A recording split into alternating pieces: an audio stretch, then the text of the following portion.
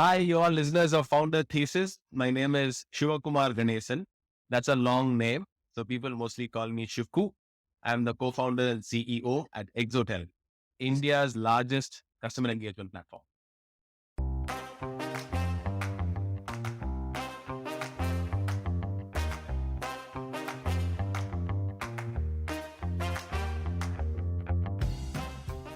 When you're trying to disrupt and bring about massive change, it's good to remember that change happens gradually and then suddenly. This is a pretty good summary of the journey of Exotel. Started in 2011, it was a pioneer in the SME SaaS space in India before pivoting to focus on an enterprise API SaaS product.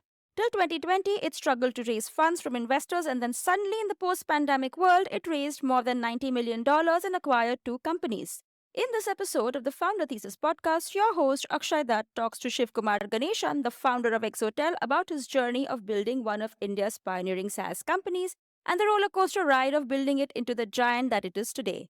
Shivkumar shares some amazing nuggets around market sizing, finding product market fit, fundraising, and lots more. Stay tuned and subscribe to the Founder Thesis podcast to learn about building B2B businesses from the veterans of the space.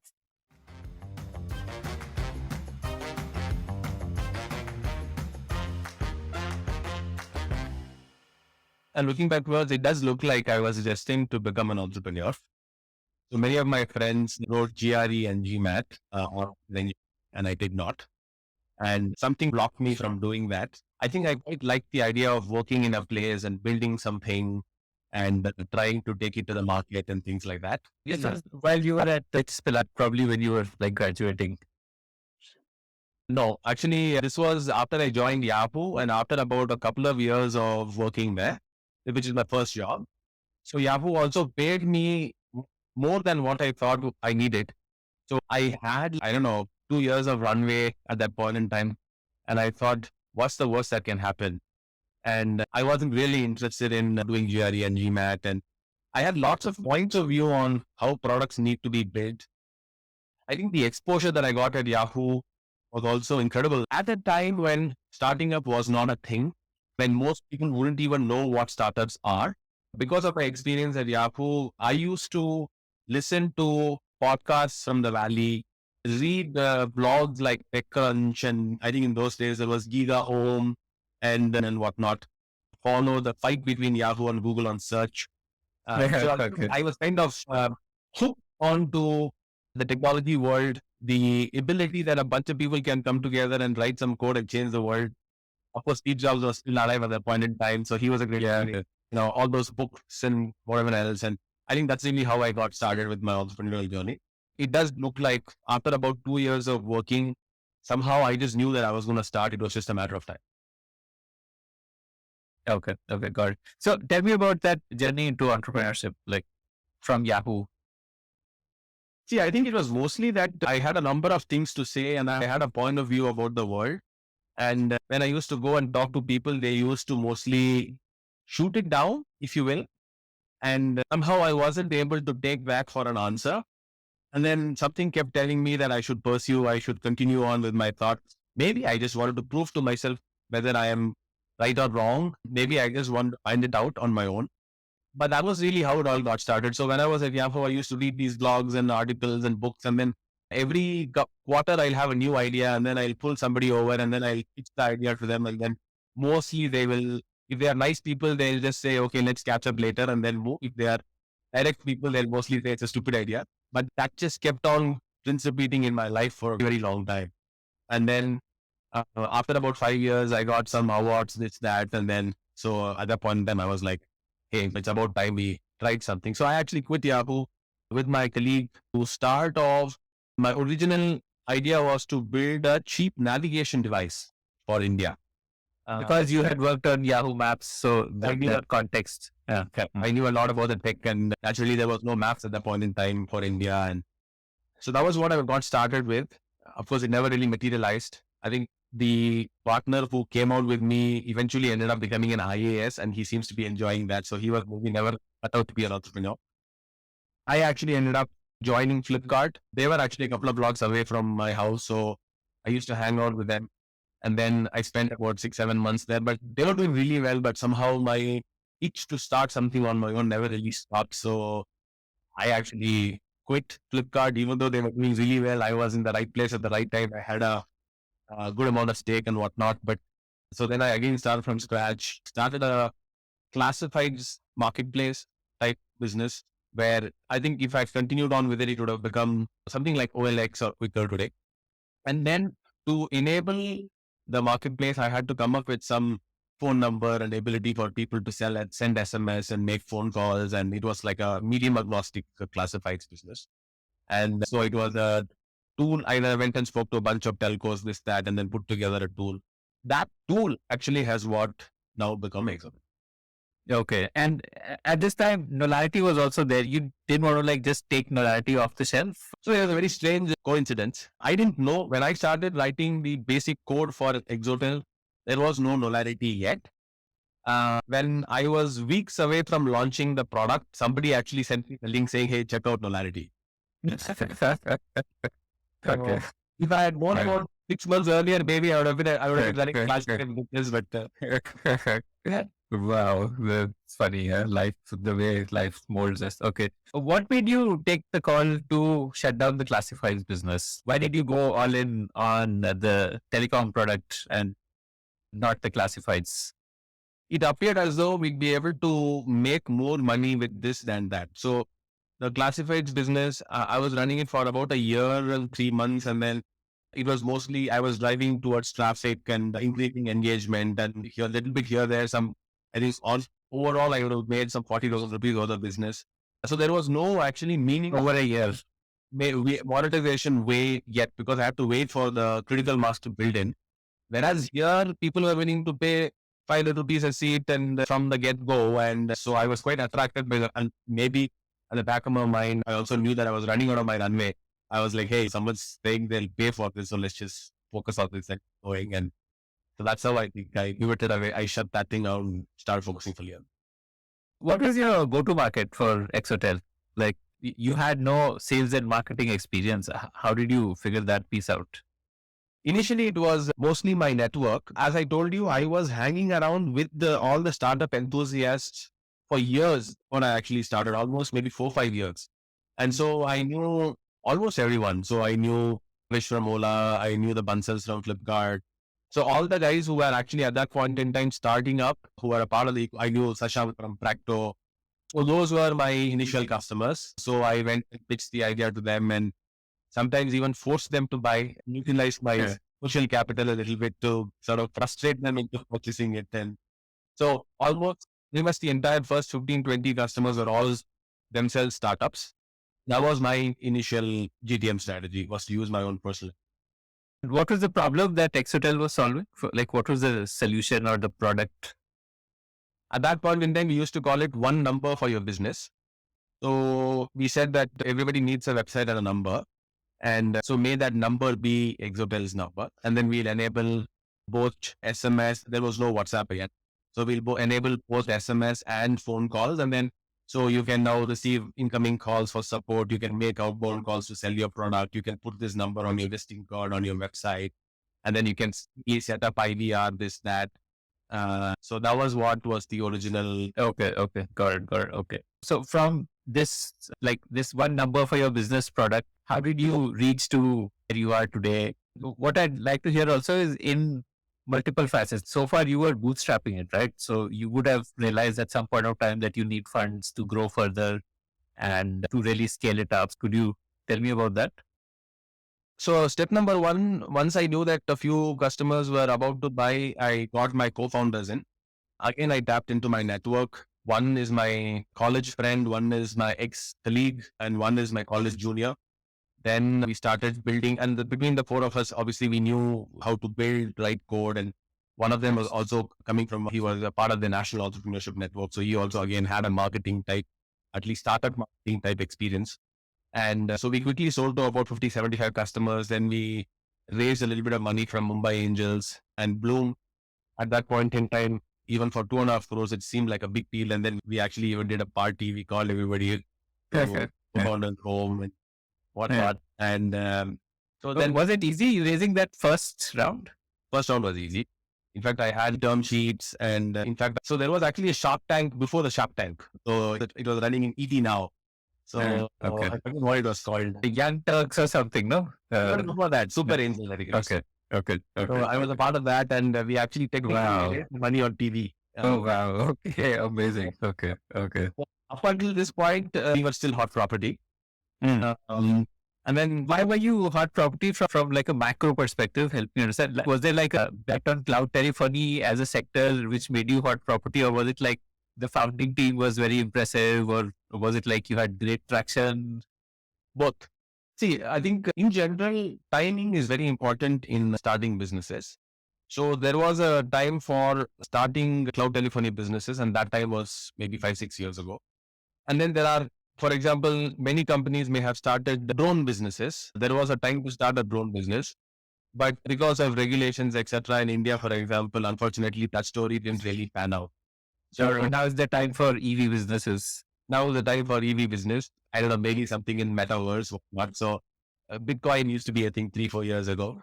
So there's always a timing issue when people always start businesses congregated around those waves or turns that seem to be emerging from the market. So at that point in time, there wasn't, see, this is, by the way, 2010, 2011 is also a very different time. So there was no smartphone yet. I think around about this time when we raised our first round is when I think WhatsApp, I just heard about WhatsApp. And I think about 6 months earlier, Steve Jobs demonstrated his iPhone 3. Okay. Okay. So we were still at very early stages. So there wasn't really anything to build in technology other than website and communication system. So those are really the only things that what now we make on as B2B SaaS.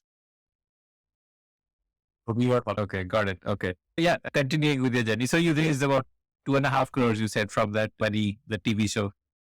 TV show, and then it would scale that up to maybe about 300, 350 in small and medium companies. It was supposed to be DIY, inbound, content marketing driven. And these are all unheard of at that point in time, by the way. So we were like literally, we were probably doing more inbound leads than anybody else in the country at that point in time. We didn't really have feet on the streets. So we were trying to build a classical SaaS company from India for India. So this is not even like the fresh work story, right? So this is actually from India for India. But that didn't really play out, and for good reasons. So Because DIY didn't work at that time, right? Like the customers would not have been savvy enough to use a DIY service. that's correct. So see, most of the TAM at that point in time was still startups, and then obviously those guys loved it. But I don't think people beyond the startups were really interested in or knew about DIY or what SaaS is and how to buy it and things like that. Secondly, I don't think SMB India was a large enough market. So I think even my pitch was slightly flawed from the get-go. There was no way I could have built a $1 billion business using the pitch that at least I showcased to people at that point in time. So people were like, hey, this is all fine, but can you tell me how we are going to cross above 50 crores of revenue, 100 crores of revenue? So I didn't really have an idea. So naturally, in the example, Your pitch was that there'll be millions of like mom and pop shops, like a coaching center or a boutique or a beauty parlor who would sign up for this number. Like that was that is vision. Okay. that is the vision. I think it was too early. The market was definitely shallow. I think we could have sold maybe 500 rupees a pop, but that was more like Soho, small office, home office, very small. It's fine, but it's not going to be a meaningfully large business. So that was our mistake. So I had a failed Series A attempt. Then a couple of years, 1 year after that, we pivoted into enterprise. So we started selling the API platform, which we always had. And so then Ola adopted us, then Uber adopted us. And then somehow we discovered what we internally call as the last mile connect market. So we became the backbone through which drivers and passengers, teachers and students, doctors and patients, buyers and sellers, all of these people started talking to each other through the cloud. And so it was the accidental market that we ended up in because we always had the API platform. It wasn't even like we were trying to build anything new. We always had it. So we had to just expose it and people started using it. And Just help me understand what exactly is this product you're talking about? it is what you know Exotel for, number masking. So a call comes from your Uber driver, it comes from a landline number and things like that, right? So you try to call a seller in Just Dial.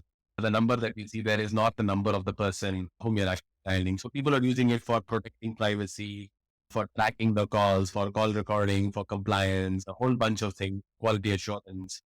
So that really took off. I used to joke that there was a point in time when we used to make more money off of an Ola ride than Ola itself. No, people make about on an average 2.5 calls per ride. Okay. We were actually making about 2 rupees per Ola ride. Of course, all of that is now history. But so I'm happy to share that apart from venture capitalists and maybe companies like Grady and folks like this, Exotel actually is the unsung hero of the Indian startup ecosystem. So we've actually powered practically any startup that you can now think of. And I'm very happy to share with you that you and all the listeners, we're all customers and users and beneficiaries of Exotel services. We've actually touched, if I'm not wrong, close to about little less than 20% of India's population today. So that's, I don't know, 250, 300 million people have used Exotel's services so far. So that's quite massive. Wow, amazing. So every time you order food from like Zomato or Swiggy, and that call transaction, or like looking for businesses on Just Dial, that transaction, and Ola, Uber, of course, all of these are like where Exotel is working in the backend. Correct. That's absolutely right. And what kind of revenues did you do then? Like once you discovered that this API business, enterprise clients? So I think we took it all the way to about 75 crores strikes top line, actually. Which year was that? This must be 2018, 2017, Okay. 2018. Okay. Okay. So we were just going about, by the way, there was actually one more attempt to raise funds. And because this was obviously growing quite well. And so again, I went and pitched. But again, I wasn't really able to showcase how we are going to build $1 billion business, because mostly people will be like, what after number market? What after click to call, right? So then I wasn't really able to paint a large picture. And so that also again ended up becoming a failed attempt. The click to call was what? Like you could enter your number on a website and do click to call, and then a call would come to you and go to the business and connect both of you, something like that. That's the most basic version. But when I talk about click to call, I'm more, let's say you have a relationship manager at ACI, and let's say he wants to now get in touch with you.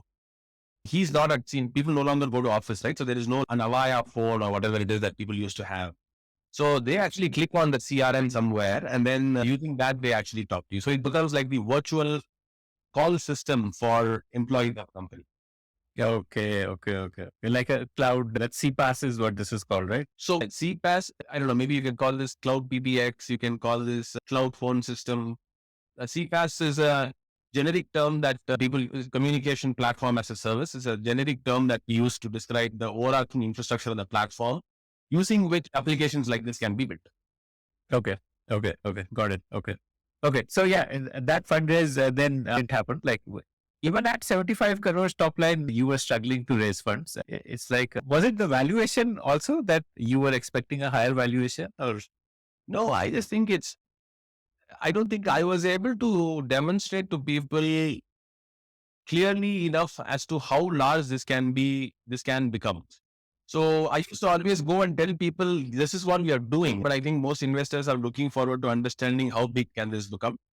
And maybe I wasn't able to visualize it myself. And I don't think I was not able to help them visualize it. So people always looked at Exotel as a good technology, profitable business, which makes a little bit of money. I'm sure they can make 100 crores, 150 crores, 200 crores type top line. But after that, God knows. So I think that's the way. And mostly I think people thought of it as a small time. Okay. Because the like WhatsApp, etc., are in a way substituting what used to happen through regular telephone calls. Correct. Unfortunately, in my case, WhatsApp ended up becoming argument point against our business, because most people would then at that point in time used to say that will take away your business. People will move to digital channels. All of that, of course, is happening. But I think what truly changed the game was COVID. And I'll tell you why that got me and everybody else excited. So let's take an example. So let's say you want to give your car for servicing. 4 years ago, you will take the car to the service station in the morning, tell them what your problem is, take an auto, go to the office, come back in the evening, pick up the car and come home. Correct? So this is what we use. Whereas now there is a CRM integration. There is a phone call or a WhatsApp message that comes and says, hey, it's time for you to send the car for servicing. Then you say, okay, or whatever. Then there's a guy who comes and then picks the car up and goes back. Then the advisor actually does a video call with you to show the scratches or the speedometer or whatever it is that he is going to do. Then he sends a job card on WhatsApp. Maybe you make the payment on WhatsApp. And then in the evening, the car comes. So what used to be a zero technology business transaction has now ended up coming a few WhatsApps, one video call, one CRM integration, one chatbot. And so this is the big deal, right? We are now at the cusp of converting the world. So that's the big deal, right? So we now are sitting at the possibility of powering practically every business transaction that's going to now happen in the world. And almost all of them is going to be a hybrid of remote and in person going forward. We all know that it's because of COVID and the fact that people are habituated into buying remotely now. So there's no going back. And I think this is really what gets me excited. I know earlier I used to think of Exotel as the backbone of the startup ecosystem. Now I think of Exotel as the backbone of every ecosystem, every company, every business transaction that potentially happen. All of them involves some SMS reminder, some WhatsApp something, some phone call somewhere, some chatbot, some integration. So I think that's the exciting part. And I think I saw this. I think investors were able to see it, and our numbers were also showing it. And I think that's really what lifted our business from what looked like, hey, they'll get to 200 crores and then it'll be a lifestyle business, to, hey, this can actually be potentially a couple of $1 billion top line revenue company and go public in India. Wow, amazing. Tell me the journey of how you figured this out. You got that second time rejection when you tried to raise funds in 2019. How did that lead to you discovering this new product market fit and this pivot which took place?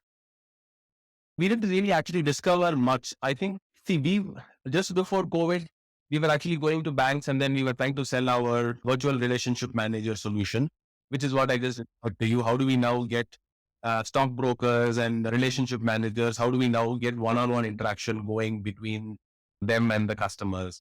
Now, everybody liked it. They wanted to buy it, but there was no impetus for them to adopt it right here, right now. So these used to be long conversation. Then we were making headways, and I think that's how life would have gone. But Virtual relationship manager was like a chatbot based, like you could start chatting on your ICICI Bank app, for example, that what is my balance, and it would fetch that through a system integration. And if you wanted to talk to a human being, then it would enable that conversation also, like something like that, or like something like that. But we weren't doing chat yet. So this was still the phone number using which you can call your relationship manager in HDFC Bank. That guy can now call you back on the same number, but this is actually not a real phone. So this is actually a virtual number, and you call it, will go to his cell phone, he'll call it, he'll come to your cell phone. So it is still an extension of the original memo marking type idea that we had. Yeah, but yeah, okay. Different use case in a different industry. It solves the problem of attrition. Like your relationship manager moved on. Like in my case, I still have numbers of like relationship managers I had 2-3 years back on my phone. So it solves that problem because now the number doesn't change. A new person can come in and Correct. Okay, got it. So this was how we were going to get into BFSI, and it was going to happen very slowly. It just happens that overnight everybody had to go remote, and once they lost access to that phone in the desk, then every BFSI company wanted to now adopt this, right? And if you think about it, BFSI is about 40% of Nifty. So that's the single largest market for most software companies in India. So suddenly we had like too many leads and we couldn't pursue. And then it was a very busy COVID time for us. And then, of course, there was also COVID helpline numbers and lots of requirements actually, because everything was remote. So that's really what took off. So this is the reason why Zoom took off. This is the reason why Twilio took off in the US. It's the same reason why we took off. Many other communication companies also took off. Route Mobile took off. So I think it was a moment in time where everybody suddenly saw the power of what these communication systems, this engagement technology can do. And I think it really just sort of took off. And we were right there at the right time. And it was just hard to miss. So there was nothing really for us to do. We had to just ensure that you did well. Amazing. Okay. And what did you do as your top line then from that 75 crore? What did that become? I think last year we ended up, so the platform business ended at about 200 crores of applied.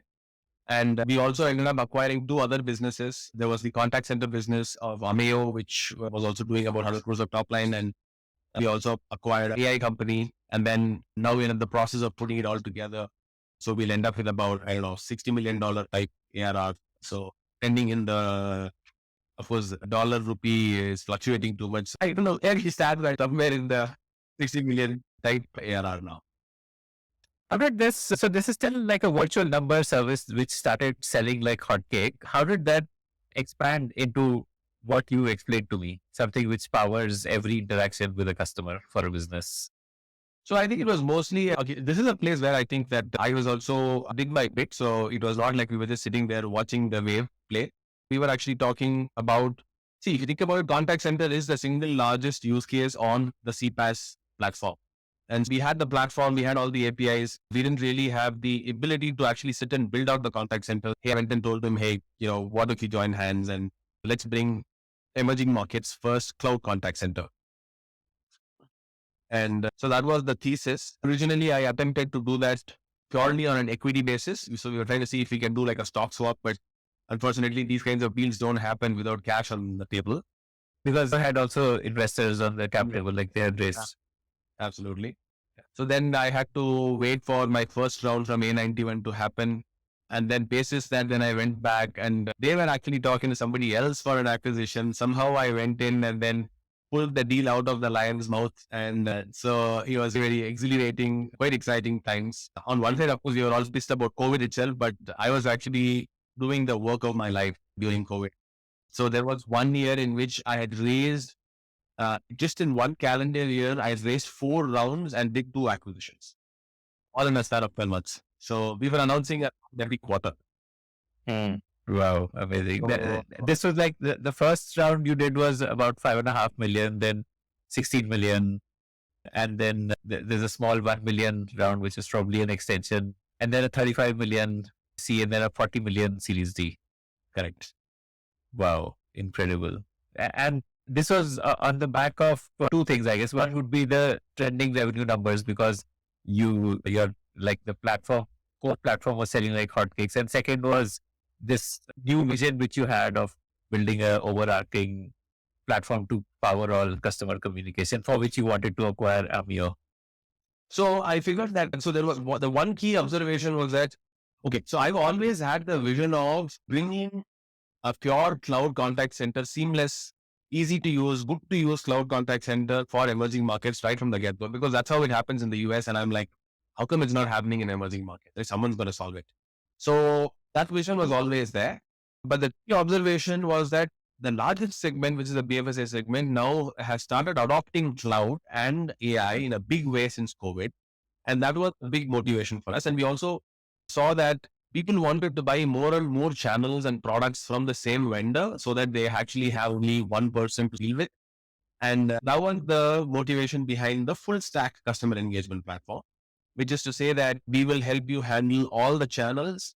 We will also, in fact, have the applications that are built on top of these channels. And we'll be able to also ensure that keep all the data in the same place so that you're able to now understand your first party data a lot better, right? You make a call from the call center, you'll be able to use the API to download it, and you can use it to train the chatbot so that it responds better the next time, sort of thing. Right? So for that, I think that integrated suite of products, I think customers, at least we saw that customers wanted something like that.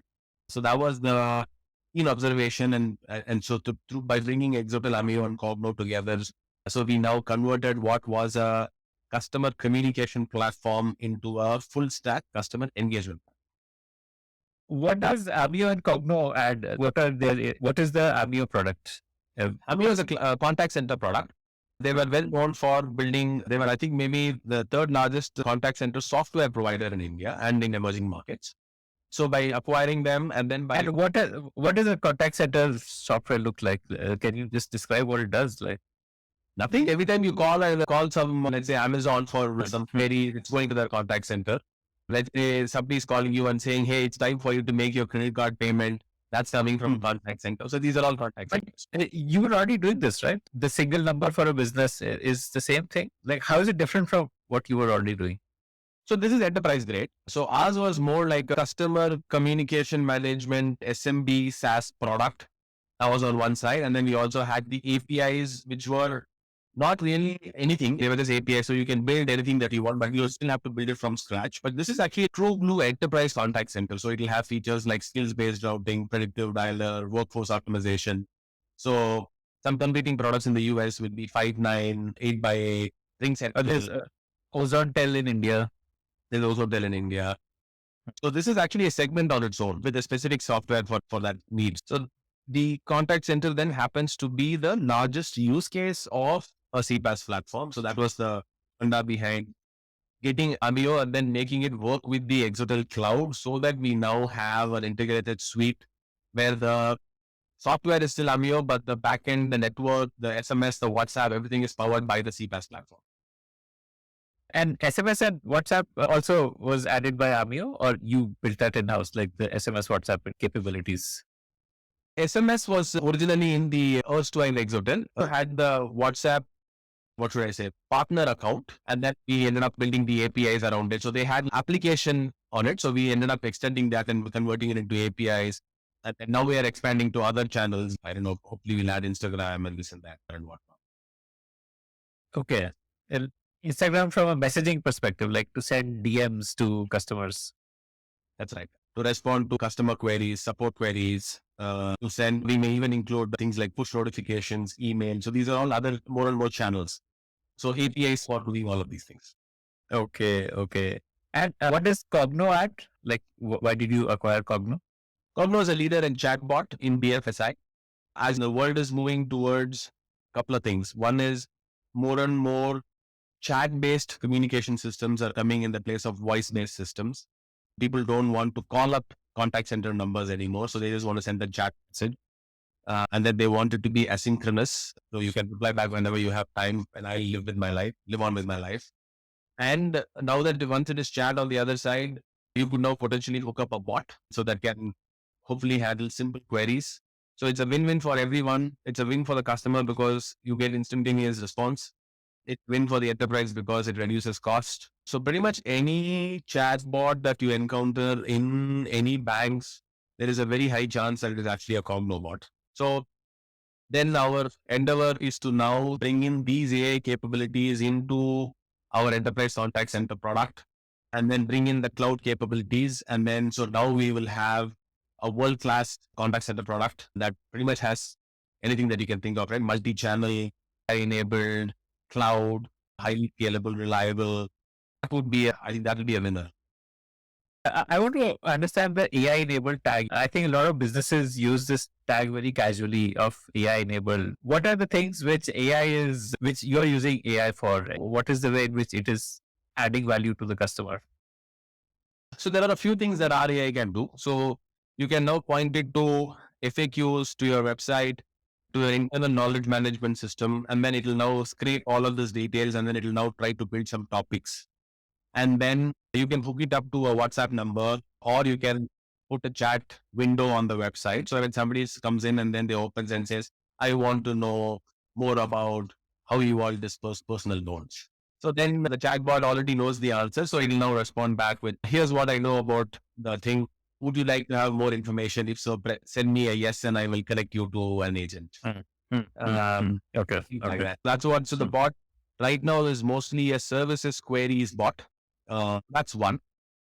The bot, we've also now hooked up a voice component to the same NLU infrastructure. So technically very soon, and we actually have a few POCs running already, you could now also hook it up to a number. So if you call in and then like how Sundar Pichai gave this demonstration of interact, I think they call it IVA, interactive voice agent. Maybe nothing as dramatic as that, but something simple enough we'll be able to deploy, especially it'll be useful for outbound.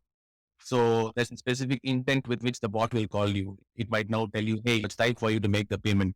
So those kinds of things, right now, they'll be like pre-recorded conversations, IVR calls, which is not fun. Now, can we humanize that a little bit more and can we now make it more personalized so it can do that? Soon enough, hopefully, we'll be able to now get the bot to analyze the calls and then it can now tell you the sentiment or whether the call was a good call or a bad call. So it can now provide insights and analytics around conversations.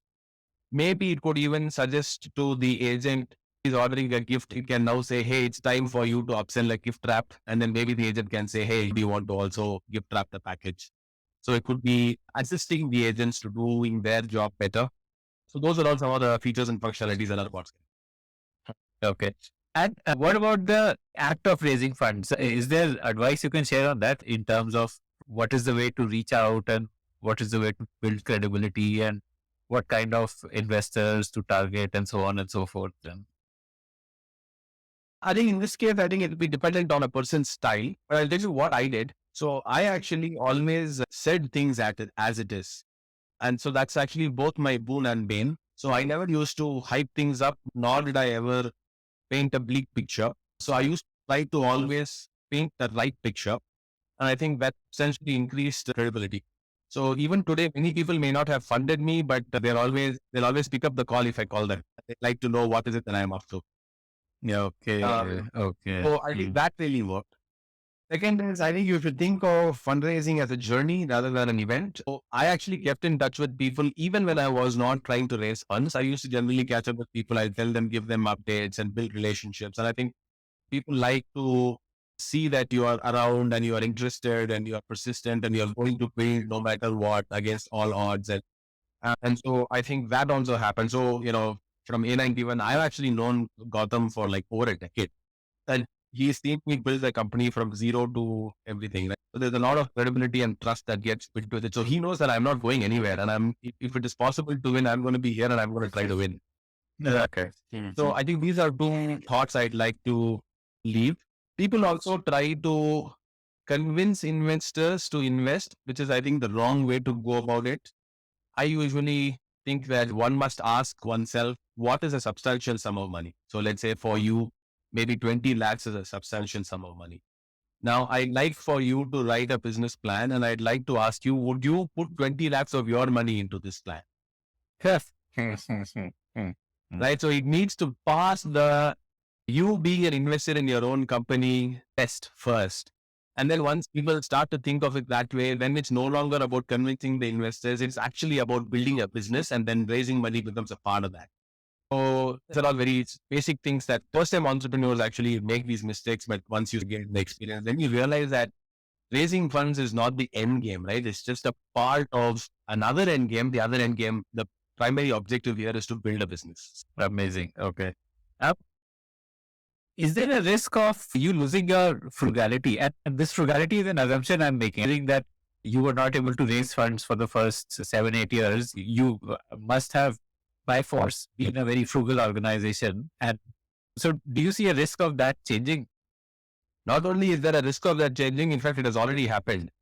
So we've actually taken 3 profit-making companies and we've converted it into one massive loss-making company. That's exactly what we are doing. And that's okay. See, look, I think when you have the money and if you don't spend, then what's the point, right? So certainly you need to make experiments, do experiments, make some bets, and that's what we try to do. And some of them will not, but ultimately you'll still learn. And then the hard wiring on, I won't say frugality as much as sustainability.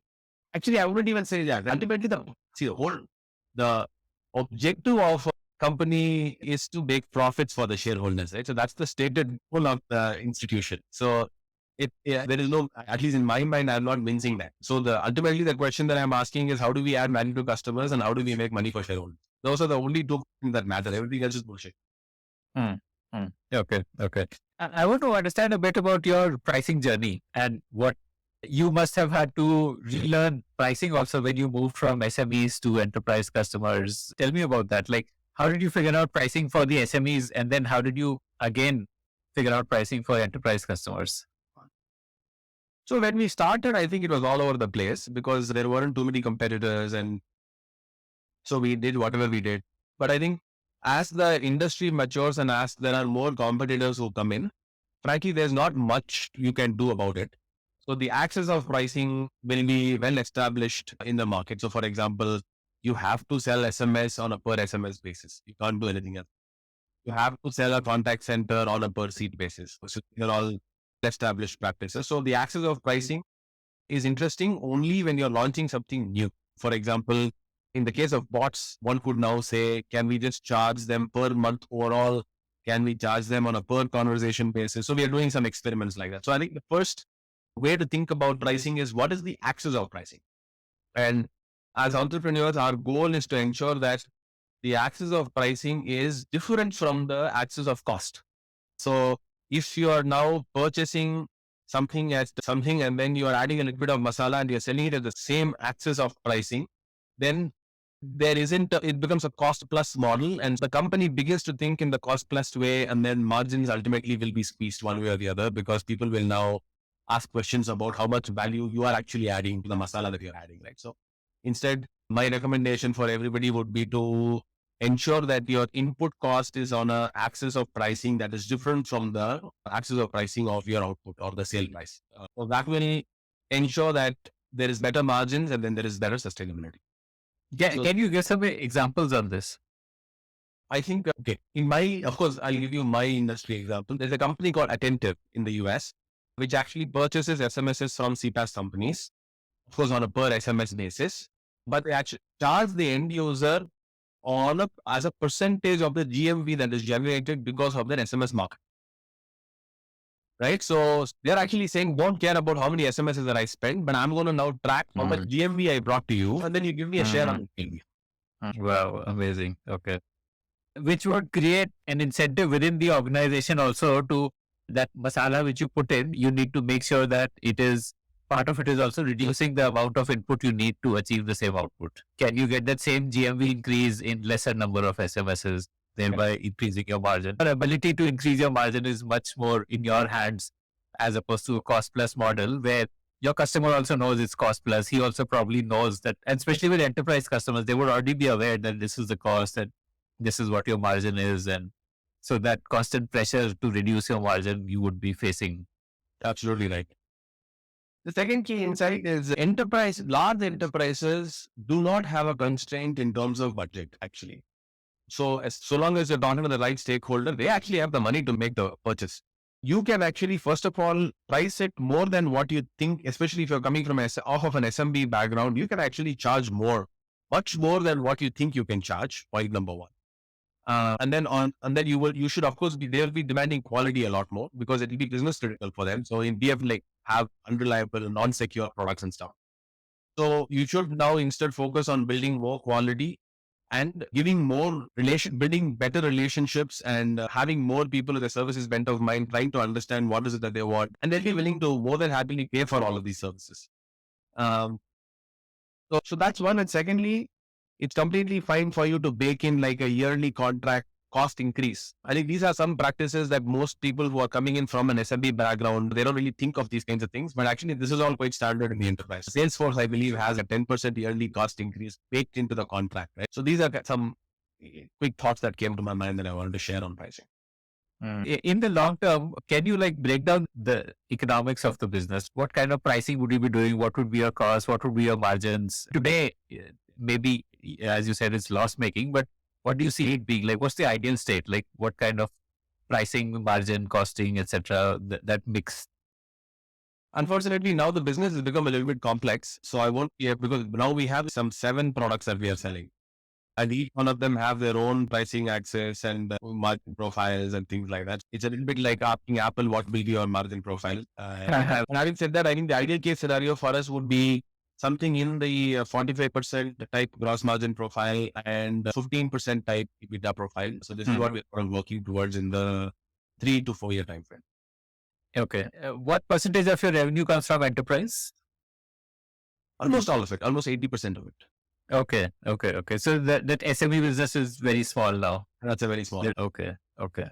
Do you see opportunity there, to create more products which would appeal to SMEs and so on, or that market is not deep enough?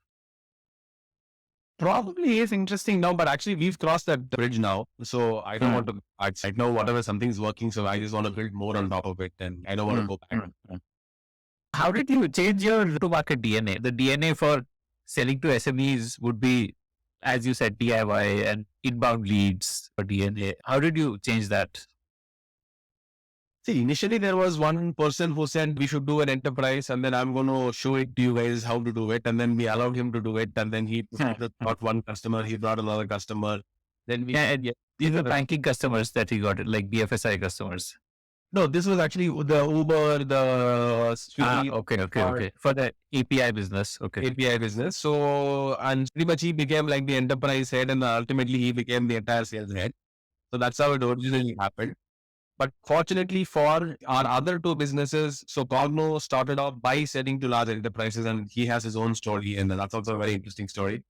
And then Amir also had an enterprise outbound sales motion. So finally, when we brought it all together, we actually had the entire gamut of things. So we had outbound marketing, ABM, street on street, inside sales. So we now have a full-fledged, full-blown You name it, we have that team. So we do everything. Wow. Can you help me understand what is an enterprise sales org structure? What are these various teams and how do they contribute? At a high level, there'll be a marketing team, and then there'll be marketing team and a sales team. So marketing, by and large, will be responsible for thought leadership, brand and positioning, events, those kinds of things. We also actually have the SDRs, the sales development representatives, also report into marketing. So they do a bit of cold calling, they do a bit of research, they do account mapping, they reach out to customers, cases. Sometimes people also call it ABM, account based marketing. So that also actually falls under our marketing charter. And it also has the communications, PR, and then there's also, of course, an inbound motion. So on the website, the asset, the ads that we put, and then the entire conversion from the website. So all of that. Then we have an inside sales team, which actually qualifies these leads and then converts to opportunities and then adds it to the CRM. So this is all in the marketing ambit. And then once it becomes the sales accepted lead or SQLs, if you will, so then it's a part of the funnel. So the sales team itself can further be split into either geographies, clusters, or industry, or even product. In fact, we actually have a matrix of clusters and products. So we have people focused on BFSI, on startups. Sometimes we actually also have regions, so focused in the Middle East, focused in India, focused in Southeast Asia. And then we also have GTM specialists who are focused on products. So there's a voice specialist, there's a messaging specialist, there's a WhatsApp specialist. And then so it becomes like a three in a box sort of models. And then they work together to create the GTM strategy, the motions, and actually identifying the accounts, mapping it, going and selling. Wow. Okay. And is this something for which there was already a playbook, or did you have to like figure this out on your own? Or So this is now evolved over time. So we also have a customer success team earlier. We then converted into a customer experience team. So we've actually also experimented with a whole bunch of stuff, but this is basically the knowledge that has been assimilated from three different companies, the good and the bad, all of it coming together with a little bit of external consultants coming in to help. So it's a combination of multiple things. And I'm not even trying to say that this is actually going to be the end game for us in terms of the org. I think it'll continue to evolve even further. So it's a journey. Okay. Speaking of assimilation, um, that's one of those things which a lot of startups are not able to manage so well. Is that one of your concerns? Like you've acquired these two companies, how would the combined organization work as a cohesive unit? How would you look at a cohesive culture and the practices and so on? What do you think of? I think we've nailed it. I'm actually very pleased with the way. I think 80%, I think everything is working fine. People are all doing their jobs. The first year of the acquisition, all three companies actually hit their numbers. And then we've not had a large amount of churn or anything like that. People have come together, and there is still on the ground, of course, a little bit of challenges, but I think by and large, we've managed the show very well. How did you nail it? What's the secret of that success? I think two things. One is my own personal ability. So my superpower is being nice to people. Oh, wow. Okay. Amazing. So why wouldn't you want to hang on to the right person? So I think that's one. Ishwar's superpower is listening, my partner. So he also did another couple of tactical things that I think really cemented the organization. So he actually now ensured that everybody got the same salary, no matter which company you're from, or things like that. So there are, I think, a couple of these very early things that we did really cemented the trust. So this was number two. I think there's also quite a bit of strategic alignment. So this was not like some random company that we picked up along the way. I actually discussed the vision with Aman, and then they saw it, they questioned it, and then they exactly knew what we are trying to do and why. So I think there's a lot of strategic fitment. But more than all of this, I think we gave the time that was necessary. So we didn't really rush into pulling things together, and I didn't like force. In fact, I actually took step backs multiple times and said, we are not ready for this yet. Let's take a step back. In fact, Cogno is still running separately. It's a quasi together mode. But I think we took the time to do this and so that everybody had the time to go through the change, if you will. So I think these are some of the reasons why I think it has succeeded so far. And are the founders in like now co-founders at Exotel? Are they in it for the long haul, or what is founders of Cogno and Sachin? Yeah, absolutely. That's the surprising part. Both certainly Sachin and maybe Aman as well. Both of them think of themselves as also founders. In fact, they are also. And so I think that they think of this as their own company and they're in it for the long haul. They've actually both made more money than I have actually, but that's not really stopped them from continuing to pursue their dreams. So it's all great. Maybe they just got lucky. Oh, wow. Amazing. Tell me what it takes to build a 900 people company and build it successfully.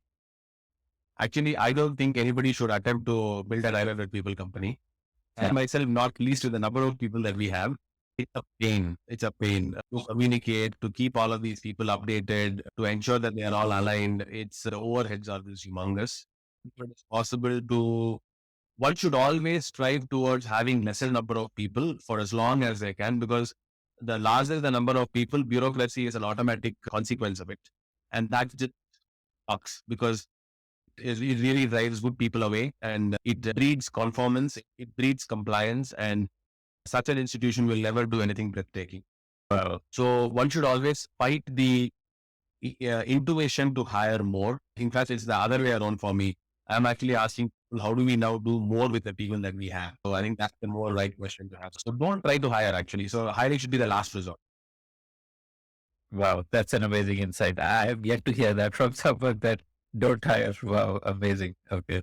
But otherwise, how do you, running a 900 people company is hard. How do you build like the leadership layers and what is the way in which decision making happens? How process oriented are you as a company? Help me understand some of that stuff.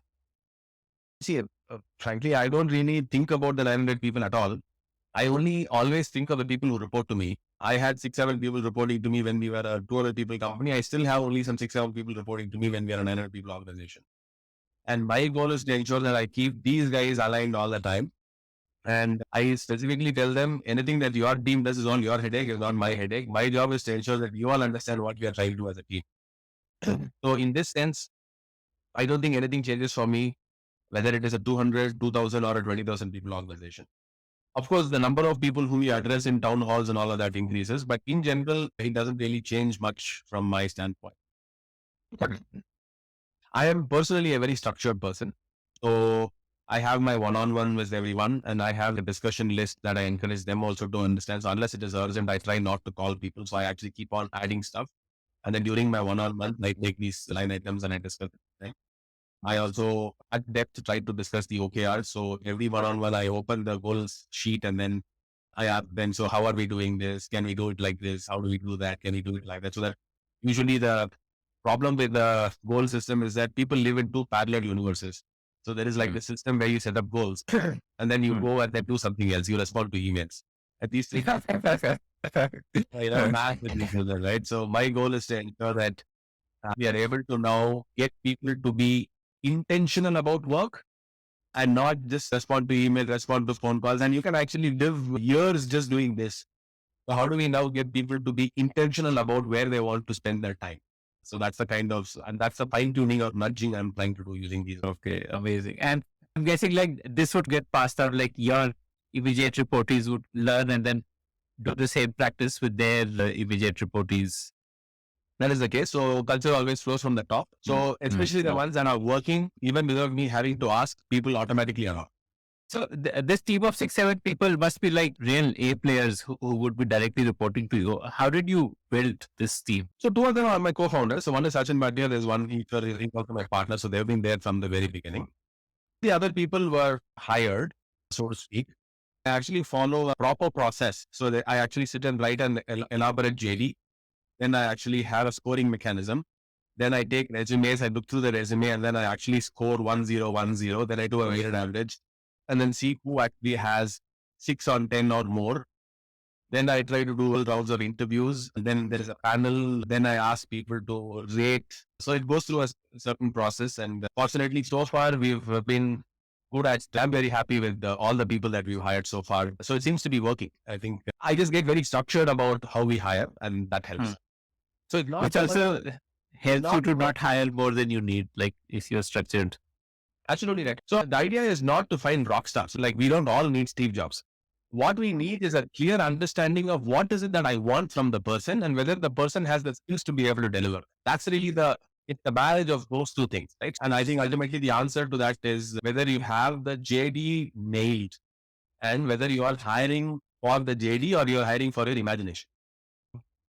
I like that approach of creating parameters for rating, because that would again give clarity once you start creating rating parameters. And I'm guessing this would be applied across all roles. So therefore, as an organization, the hiring would be very mindful, because for every role, people would have to first think, what are the parameters for which I would rate people for this role? And that Absolutely. indiscriminate hiring would automatically get discouraged, because you would also need to put in that effort even before you hire someone. Absolutely. Amazing, amazing. So what do you spend your time on? What functions report to you? What's important to you? Sachin Bhatia runs growth, is our COO. He runs operations. Then I have the product head, engineering head, customer experience head, and the finance CFO. So these are the people who report to me.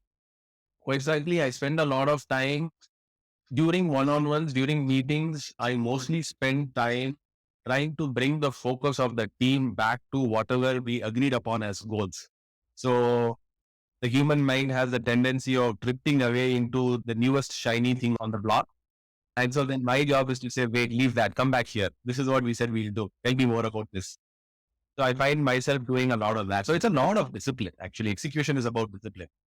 Execution is not about flamboyant conversation. Execution is not about great strategy. Of course, great strategy is important, but once you have nailed the strategy, then you have to have the discipline to sit and execute. I think that's the part that's hard. But I think a couple of actually, the discipline is a very important point, because there are a few things that really help me be able to just turn up at work again and again without having to, like a marathon versus a sprint sort of a thing. So I believe in the law of marginal gains.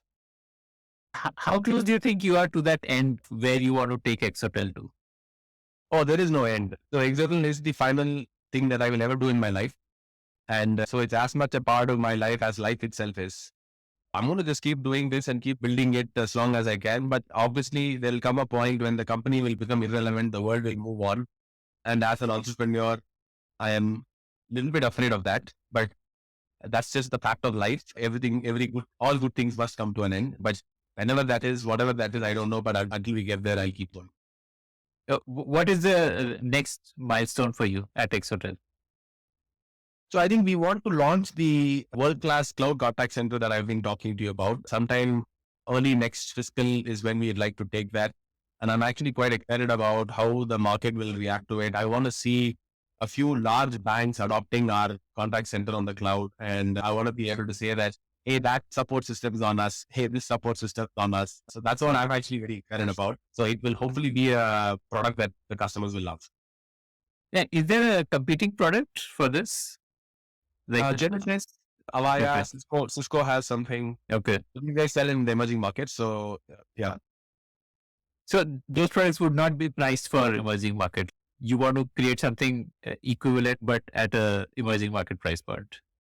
That's one way to think about it. But we also want to, there are also some specific viewpoints that we have that are different from, let's say, what a Genesis or a Avaya might think about. So, for example, we are actually a licensed telco as well.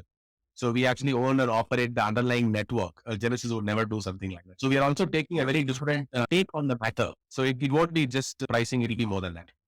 Okay. Got it. Okay. Amazing. So our strategy is good. And from a numbers perspective, what you have some milestones? Like, idea is to get to about 1,500 crores in top line in about 3 years. wow, amazing. And do you need to raise more funds to hit 1,500 crores? It is, let me just put it a slightly different way. It is possible to figure out ways to run the company without having to raise. But I don't know if that's the ideal thing to do. So I think both those options are existing. So there is a plan A and a plan B. All of our investors are appreciative and supportive of our story so far. So I don't think raising itself will be a challenge. I think what we are instead talking about is how do we create a business that looks great for investors to come in if and when we do go public. I think that's the problem statement that we are trying to solve. And if we need to raise more money, then we will. And going public is what kind of timeline? What timeline? Like going public to say how do we create a business that makes profits? I think that's the key point. Right. Yeah. So just going public will just make a few things easier in terms of our ability to raise capital and the leverages that we will get and the brand that we will get and so on and so forth. But there are also some negatives. You live your life on a quarterly basis. It's very difficult to take long-term bets when your stocks getting hammered.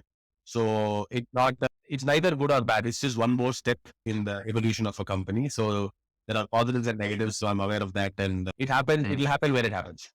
Okay. My last question to you. Most of our listeners are aspiring founders / people working in startups. And what advice would you like to give them about entrepreneurship?